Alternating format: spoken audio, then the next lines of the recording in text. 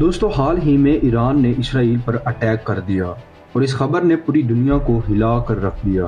اب یہ بات سبھی جانتے ہیں کہ اسرائیل آئے روز غزہ اور فلسطین کے لوگوں کو نقصان پہنچا رہا ہے اور بہت سی خواتین اور بچوں کو قتل کر رہا ہے۔ اسرائیل کے اس ظلم پر کسی بھی اسلامی اسٹیٹ نے ابھی تک کوئی جواب نہیں دیا۔ اب ایران جو کہ ایک اسلامی اسٹیٹ ہے، اس نے اسرائیل پر ایک روز قبل بہت سارے اٹیک کیے، جس سے لوگوں کے مائنڈ میں بہت سے سوالات نے جنم لیا، جس میں سے سب سے بڑا سوال یہ تھا کہ ایران نے آخر اسرائیل پر حملہ کیوں کیا؟ کیا اس کے پیچھے ایران کے اپنے مفادات شامل ہیں یا غزہ کو ڈیفینس کرنے کے لیے یہ اقدام اٹھایا گیا؟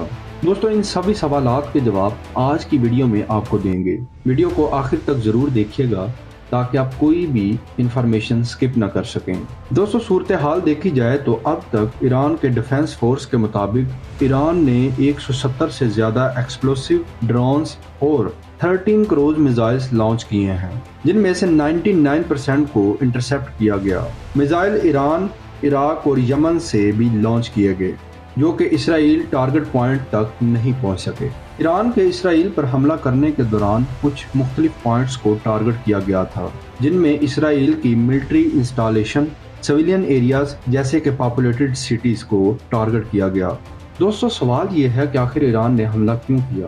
اس سوال کے جواب میں ایران کے ریولوشنری گارڈ کورپس نے کہا ہے کہ وہ 1 اپریل کو دمشق کے ایرانین ایمبیسی کے کونسلر سیکشن پر ہونے والے حملے کا جواب دے رہے ہیں۔ دوستو اس حملے میں ایران کے 2 مین جرنلز اور IRGC کے کچھ افراد شہید ہوئے ہیں، جس سے تہران نے اسرائیل کے اوپر الزام دیا ہے اور اسرائیل نے ابھی تک اس پر کوئی جوابی بیان نہیں دیا۔ اسی پوائنٹ کو بیس بناتے ہوئے ایکسپرٹس کا ماننا ہے کہ ایران کا اسرائیل پر حملہ کرنے کا مقصد زیادہ تر اپنے ریجنل انفلوئنس کو برقرار رکھنا اور اپنی خود مختاری کو برقرار رکھنا تھا۔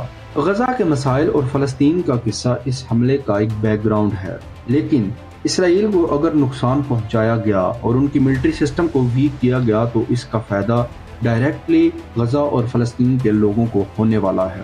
اس کے علاوہ اس وقت اسرائیل گورنمنٹ اور اسرائیل ملٹری مکمل طور پر ایران کو ٹیکل کرنے میں مصروف ہے، جس سے ایکسپرٹس کا ماننا ہے کہ غزہ پر ہونے والے اٹیکس رک جائیں گے۔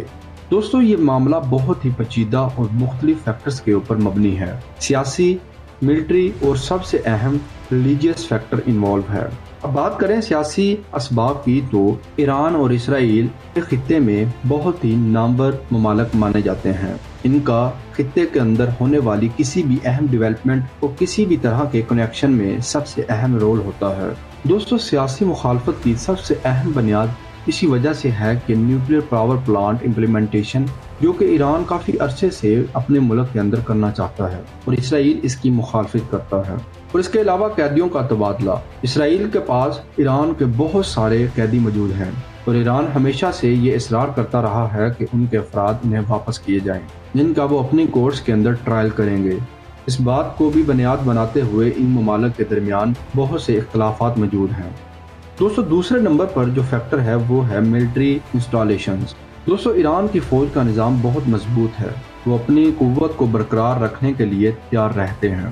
اسرائیل نے جب دمشق کے اندر ان کی ایمبیسی کے اوپر حملہ کیا تو ایران نے اپنی خود مختاری کو برقرار رکھنے کے لیے اس کا منہ توڑ جواب دیا۔ اس کے علاوہ ایران کے پاس میزائل ٹیکنالوجی، فائٹر جیٹس اور دوسرے طریقے ہیں جن سے وہ اسرائیل کو نقصان پہنچا سکتا ہے۔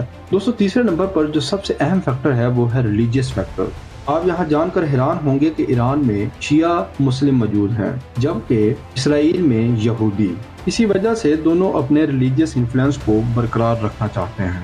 دوستو فی الوقت یہ وجہ جاننا مشکل ہے کہ ایران نے آخر کن فیکٹرز کو مد نظر رکھتے ہوئے اسرائیل پر حملہ کیا، اور اسی معاملے کو بنیاد بنا کر مختلف رائے دی جا رہی ہے۔ تو کہتا ہے کہ تہران غزہ کو ڈیفینس کر رہا ہے، جبکہ کچھ لوگوں کا ماننا ہے کہ ایران اپنے مفادات کو دیکھ رہا ہے۔ جنگ کے بعد مڈل ایسٹ میں بہت سی اہم ڈیولپمنٹس ہونے جا رہی ہیں۔ خیر اس وقت سب سے اہم سوال یہی ہے کہ اس حملے کے بعد مڈل ایسٹ میں ٹینشن اور کنفلکٹس کو کیسے کنٹرول کیا جائے۔ کیا دنیا ورلڈ وار 3 کی طرف موو کر رہی ہے یا نہیں؟ دوستو اس بارے میں آپ کی کیا رائے ہے؟ ہمیں کمنٹ سیکشن میں اپنی رائے کے بارے میں ضرور بتائیے گا۔ ملتے ہیں اگلی ویڈیو میں، تب تک کے لیے خیال رکھیے، شکریہ۔